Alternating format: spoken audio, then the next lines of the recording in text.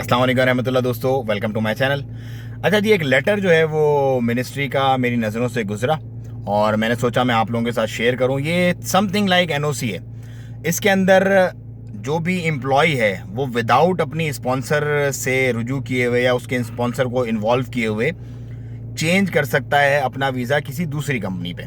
मतलब it's not exactly the NOC, लेकिन something similar to that, कुछ उससे मुशाबियत रखता हुआ ही ये मामला।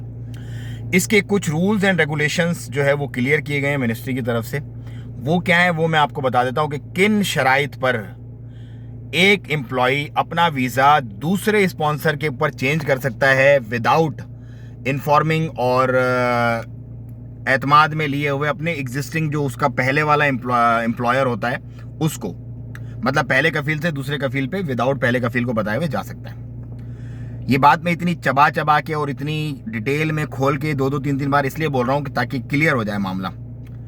अच्छा, नंबर 1, अगर आपका कॉन्ट्रैक्ट ख़त्म हो गया है, टर्मिनेट हो गया और आपके पास पेपर है कि आपका कॉन्ट्रैक्ट ख़त्म हो गया है इस कंपनी से और आप अब उसके एम्प्लॉय नहीं हो, नंबर 1।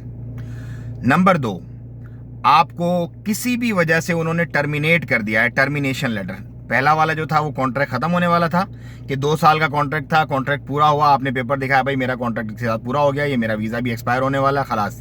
नंबर 2, उन्होंने आपको किसी भी वजह से वीज़ा आपका वैलिड है अभी तक लेकिन आपको टर्मिनेट कर दिया और उन्होंने वो पेपर और वो ईमेल वगैरह HR की या जो भी है वो आपके पास है कि भाई ये बंदा अब हमें इसकी सर्विसेज रिक्वायर्ड नहीं है, कोई भी इसका मसला मसाइल जो भी था बहरहाल हमने इसको रिलीज़ कर दिया, ख़त्म कर दिया। ये हो गया नंबर 2। नंबर 3, कोर्ट की कोई रूलिंग हो आपके पास। बहुत सारे लोग ऐसे होते हैं जिनके कोर्ट के केसेस चलते हैं, फिर कोर्ट उनको हुक्म दे देता है कि ठीक है भाई इस स्पॉन्सर से आपकी अब बात खत्म हो गई है, वो कोर्ट का पेपर। ये नंबर 3 है। नंबर 4, आपके पास कोई भी ऐसा मतलब सबूत हो कि जो ये शो करता हो कि जो कंपनी है ये बैंकरप्ट हो गई है और या ये अभी सैलरी वगैरह नहीं दे पा रही या जो भी इनके प्रॉब्लम्स हैं, वो आपके पास कोर्ट की रूलिंग या कोर्ट का या किसी भी एक जो मुस्तनद इदारा है यहाँ पे, क्योंकि फरिया है यहाँ पे, इब्तदाइया है, बहुत सारे कोर्ट्स होते हैं ना डिफरेंट लेवल के, तो वो अगर आपके पास कोई भी रूलिंग है जो ये प्रूव कर दे कि हाँ भाई ठीक है ये इदारा बैंकरप्ट है, जिसका आपका वीज़ा है, इसके पास अब आगे फाइनेंशियली अपनी चीज़ों को चलाने के लिए मामलात नहीं है, तो उस सूरत में भी आपको अलाउ कर दिया जाएगा दूसरे स्पॉन्सर को वीज़ा चेंज करने के लिए।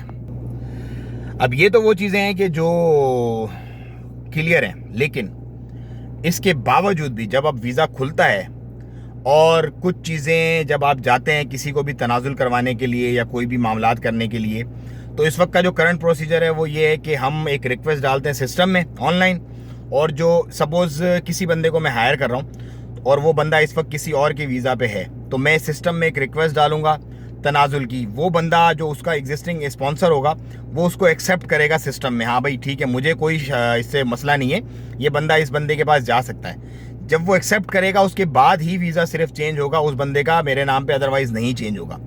लेकिन इस मामले को होने के बाद जब ये प्रूफ्स होंगे और ये जो मामलात हो जाएंगे तो उसके बाद फिर उसके अप्रूवल की ज़रूरत नहीं पड़ेगी।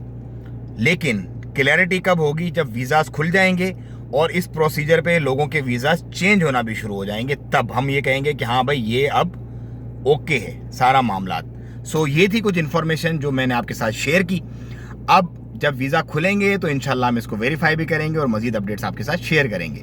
दुआ में याद रखिएगा अपना और अपनों का बहुत ख्याल रखिएगा। अस्सलाम वालेकुम रहमतुल्लाह।